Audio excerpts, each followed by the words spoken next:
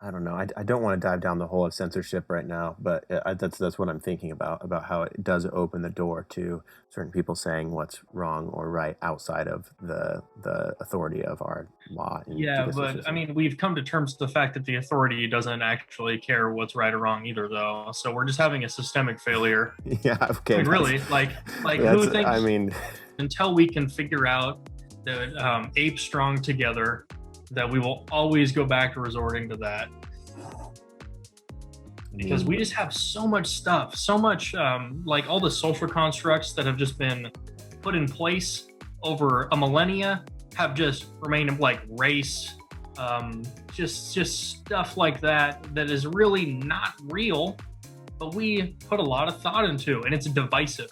It's a reason to other people, and that's just like innate to our biology. Until we can get enough friction in society to realize that this doesn't serve us, I don't think it's going to go away. But I do think that friction is coming. And I think that maybe some of the stuff that's coming out of universities is kind of pushing on the boundaries of what society could probably deal with right now when it comes to fluidity. But I do think the demolition of a lot of social constructs for a more fluid society will be helpful in the long run because then we have less stuff to differentiate each other on.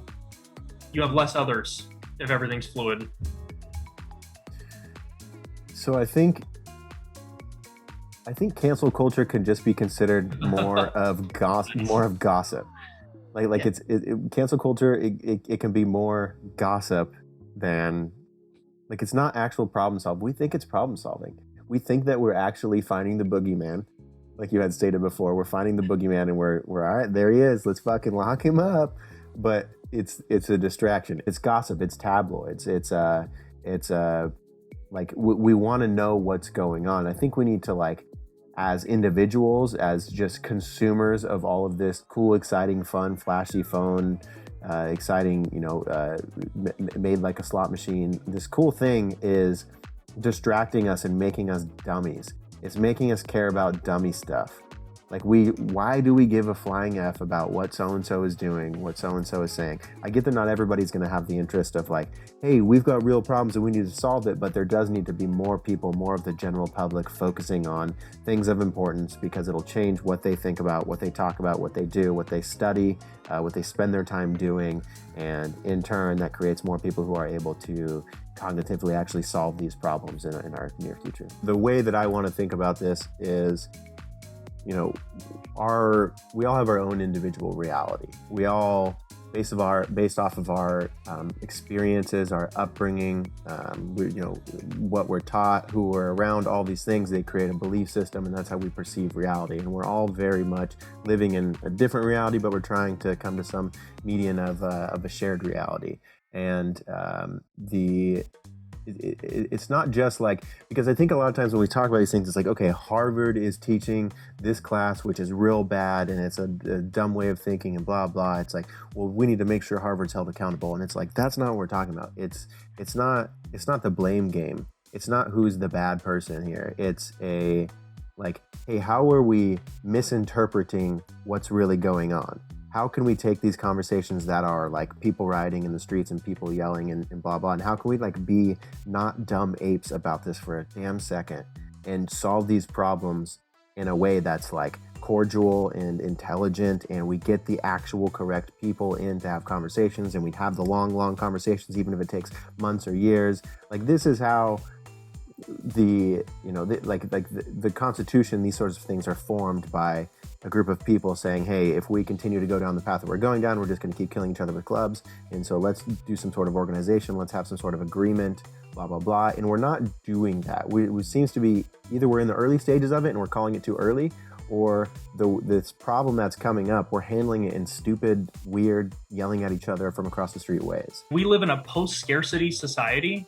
Like, we have enough food and resources for everyone to live more than a good life on the whole planet, like, unquestionably. And yet we have starvation in the richest country in America. Like, so fundamentally, even if you disagree with the means in which that Marxism will, like, fix the solution, the problem that they've analyzed is very real. And using Marxist analysis, not saying that you're a Marxist, is a really good tool to understand the power dynamics in society. at the end of the day. You know, like, hey, we're like all suffering and it's pretty obvious and we're really focusing on this one thing, but like, what are our commonalities? How do we all suffer under the system? Why are we focusing on these big hot button Jake Paul is getting canceled and now there's just so much human attention put into something that's so fucking frivolous. Like when like your coworkers are getting exploited because you don't talk about wages together, but you're worried about Jake Paul. Yeah, for real. Exactly. Like, hey. Is it because it's easier? It's because it's served to us in a dish? It's because it's like this instant dopamine hit? It's this instant like, hey, you feel good and this feels like a distraction. This feels like, I mean, this is like an addictive behavior. This is like, I really want to, take care of all these things on the weekend, but instead I'm going to drink because that's what I always do every weekend. It's these sort of things. I'm saying that from my personal experience. Like we become these sack of habits, and especially it's this instant sack of habits. Yeah. Like Snapchat and not Snapchat, social media, the corporate press, our news media, our technology is really giving all these mother effers access to our beeholes, and they're just tunneling through the magic of technology and putting their hands up our butts and moving our mouths for us and telling us what to talk about and what to do and what to think and who to argue with and who's the enemy and who's good and who's bad and all these things. But we need to, I think, just watch out and be aware and control. And again, I'll use the word just aware. I think it's the best. Be aware of how our technology is changing us and changing our discourse towards things that are unimportant, and we need to more so allow like our actual intelligence, our actual intuitive feeling and following things like, hey, this doesn't feel right, but we can't have access to that because we're constantly distracted by what they're telling us to fight about, what they're telling us to argue about, what they're telling us is important. They're saying, hey, here's your identity, it's being threatened, so it's actually destabilizing. And that's a real thing, but we need to go from there, recognize that, and say, okay, now I understand that my identity is being threatened, but what is my identity? What does it really mean? How does it equate to a difference in the person across from me? How is this actually helpful to the betterment in the future of our children and grandchildren and great-grandchildren after them? Yeah. We're teaching young people, I mean, I don't know how consecutive and how, distributed it really is, but we are teaching people now at a young age in those K through 12, like all this gender study stuff or all, things in that realm. And it seems... Not true. Is that not true? That's just what I've heard. No. People are just, so a lot of these people, I actually looked into this. That's really not taught in schools at all. So a really common tactic for people with any political leaning to graft their ideology onto you is to take the words from whatever the opposition is, use them improperly and all intermingled, and then speak in vague enough terms for you to be able to graft your idea onto it. So now they convince you to not like a bunch of stuff that you don't know about and speak vaguely enough without defining terms to then, in turn, just agree with them. So it's tricky scaffolding from an elusive smart person. Yeah. And it's just how people are able to slowly inundate you with their personal ideology. And it may not be malicious, and it may be malicious, but this is just a thing that happens. So just be wary of someone. If you can deconstruct somebody's sentence and you realize they didn't really say anything, they didn't say anything. They use a bunch of buzzwords and they're speaking in like a lot of really loose metaphorical terms that don't ever hard nose answer questions. I would not say to devalue them, but definitely introspect and go figure out what they're talking about. What are these things that they're criticizing? What does the opposition think? And where do I fit in?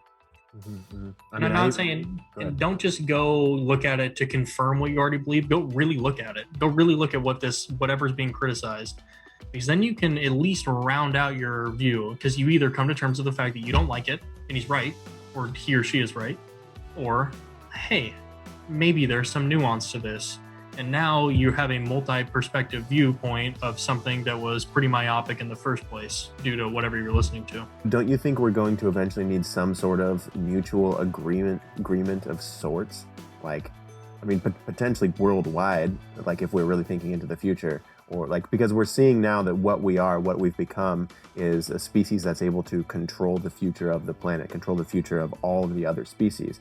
And I feel like once we notice that, and once we're like, oh damn, okay, now we have awareness of how powerful we really are, like, let's look at I wish we could just pause everything, pause society, like stop time and just like, okay, what are our tools? Where are we at right now? what could we do that's going to assure our, mutual non-demolition? Look at these things. Don't take them so face value. Like, don't just listen to what the corporate press and to what all these, phone apps and stuff are telling you, or what the popular video that day is, like, because that's going to make you feel righteous and make you feel like, yeah, I believe that too, I'm on the right side. But it's not exactly like, just question it. Just question a little bit more, like, who put that there? How is that full circle? Why are we arguing about this? What are things that could be possibly more important? There's a lot of different rivers that lead to the same lake, and I think that There are many it is paths. important. You just must choose one. Yeah. But so the common ground here is choosing just following a path. Like, whatever, if it means that you read 100 self-help books, that's cool. But if it means you read 6 and you get the gist of it, that's cool too. But follow a path towards self-improvement, self-betterment, and trust that your path is the right path for you. I feel like we can kind of put cancel culture to bed. I mean, I know we always like dabbling into anything when it comes to mind viruses or just any sort of sense-making sickness, or our inability to sense make as a general population.